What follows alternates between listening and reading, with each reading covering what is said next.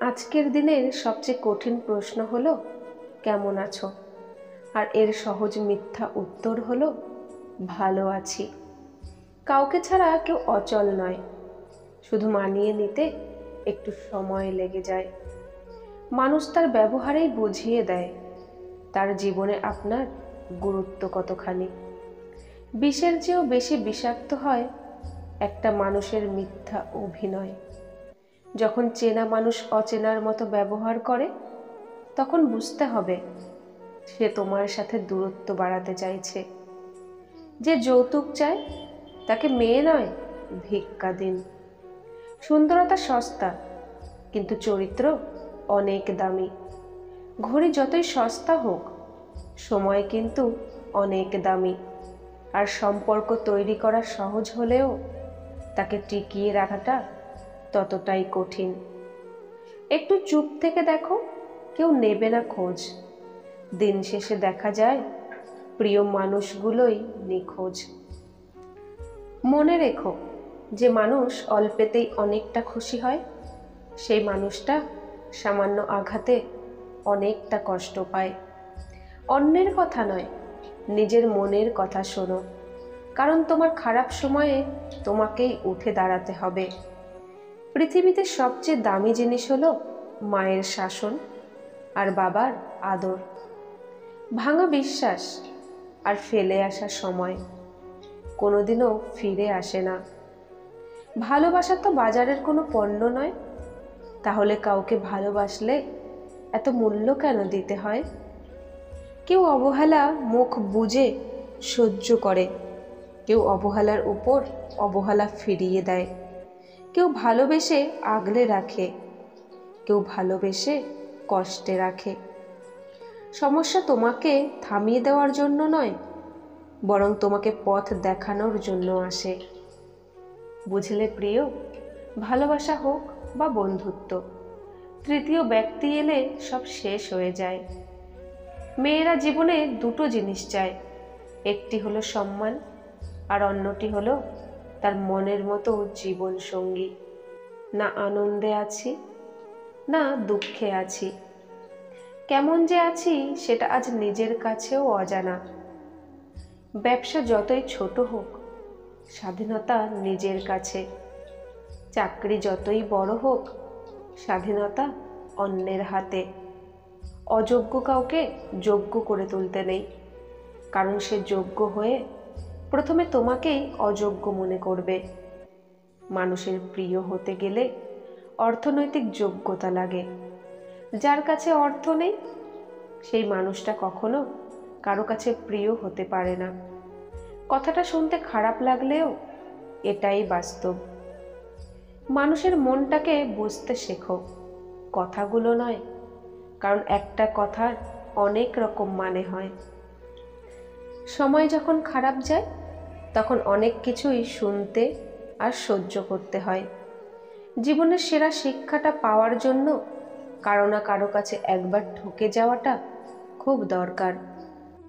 জলের থেকেও পাতলা হলো জ্ঞান, ভূমির থেকেও ভারী হলো পাপ, আগুনের থেকেও উত্তাপ হলো ক্রোধ, কাজলের থেকেও কালো হলো কলঙ্ক।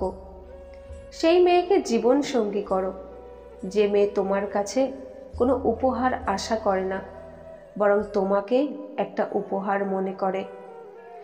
দরিদ্রকে যে খাওয়ায়, সেই অন্ন উপরওয়ালার উদ্দেশ্যে নিবেদিত হয়। বস্ত্রহীনকে যে বস্ত্র দেয়, সেই বস্ত্র উপরওয়ালার কাছে পৌঁছায়। একটা কথা মাথায় রাখবেন, মা ও বাবা ছাড়া কেউ আপনজন নয়, সবাই প্রয়োজনে প্রিয়জন। এখনকার যুগে ধাক্কা দিয়ে ফেলে দেওয়ার লোকের অভাব নেই, কিন্তু পড়ে যাওয়া মানুষকে হাত ধরে তোলার মানুষের বড্ড অভাব। বিষের বদলে বিষ নাই বা দিলাম, সুখ তোমারই থাক, আমি না হয় দুঃখ নিলাম। যে মানুষটার কাছে আমরা মূল্যহীন, সেই মানুষটাকেই আমরা সব থেকে বেশি মূল্য দিয়ে থাকি। যে মানুষটা অল্পেতেই খুশি হয়ে যায়, তার জীবনে সেই অল্প জিনিসটাও থাকে না। কর্ম হচ্ছে ফলবান বৃক্ষের মতো, যে বৃক্ষের ফল মানুষ এপারেও খায়, ওপারেও খায়। মানুষ অপেক্ষা করে সুন্দর একটা ভবিষ্যতের জন্য, আর ভবিষ্যৎ অপেক্ষা করে মানুষটাকে মৃত্যুর সঙ্গে পরিচয় করানোর জন্য। স্বার্থপর পৃথিবীতে ভালো খারাপ বলে কিছু হয় না। তুমি যার মন রাখতে পারবে তার কাছে ভালো, আর যার মন রাখতে পারবে না তার কাছে খারাপ। একটা ভুল মানুষকে ভুলতে একটা সঠিক মানুষের প্রয়োজন হয়। যার অনুপস্থিতি কষ্ট দেয় আপনজন সেই হয়, আর যার উপস্থিতিতেও কিছু আসে যায় না সে আর যাই হোক আপনজন নয়। রাত কারো জন্য খুব রোম্যান্টিক, কারো জন্য একাকিত্বের উচ্ছ্বাস, আবার কারো জন্য নীরব কান্না, তো কারো জন্য গাঢ় দীর্ঘশ্বাস। তবুও রাত সুন্দর, কারণ রাতে চাঁদের দেখা মেলে। পৃথিবীর সবচাইতে বড় মনোবিজ্ঞানী হলো মা, যিনি মুখে বলার আগেই মনের কথা বুঝে যান। স্বার্থে আঘাত লাগলে এই দুনিয়ার মানুষগুলো বিশ্বাস আর সম্পর্ক ভাঙতে সময় নেয় না। মানুষকে সকল পরিস্থিতি মেনে নিতে হয়, কারণ মানুষ বড় অসহায়। এখন জীবনটা ঘড়ির কাঁটার মতো হয়ে গেছে। প্রয়োজন ছাড়া কেউ একটু ফিরেও তাকিয়ে দেখে না। সুখ বলে, ওরে দুঃখ তুই চলে যা জীবন থেকে। দুঃখ বলে, আমি চলে গেলে তোর মর্ম কি বুঝবে লোকে। কষ্ট মানুষের সারা জীবন থাকে না, কিন্তু কষ্টের সময় মানুষের ব্যবহারগুলো সারা জীবন মনে থাকে। জীবনে কখনো কারো উপর নির্ভর করো না, কারণ প্রত্যেকেই বদলে যাবে নতুন কাউকে পেলে। অতিরিক্ত সুখে থাকার কথা আর অতিরিক্ত কষ্টে থাকার কথা কখনো কাউকে বলতে যেও না, কারণ সুখেতে মানুষ নজর লাগায় আর কষ্টে লবণ লাগায়। মানুষ তার স্বভাবের কারণেই মন থেকে উঠে যায়। স্বভাবেই যার মিথ্যে এবং প্রতারণা লুকিয়ে থাকে সে কখনো কারো মনে জায়গা পেতে পারে না। বেঁচে থাকার চেয়ে ভালো থাকাটা বেশি কঠিন। ইচ্ছা করলেই বেঁচে থাকা যায়, কিন্তু ইচ্ছা করলেই ভালো থাকা যায় না।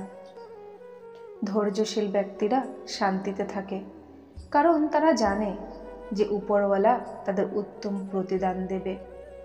মেধাবী হয়ে অধিক গর্ব করার কিছু নেই। শয়তানও কিন্তু মেধাবী ছিল। ব্যক্তিত্ব এবং সততা না থাকলে সে মেধা ঘৃণিত।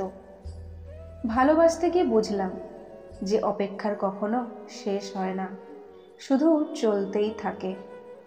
তুমি আমাকে ভালোবাসো বা ঘৃণা করো, দুটোই আমার কাছে সমান। দুটোতেই আমি খুশি, কারণ ভালোবাসলে আমি তোমার হৃদয়ে আছি, ঘৃণা করলেও আমি তোমার হৃদয়ে আছি।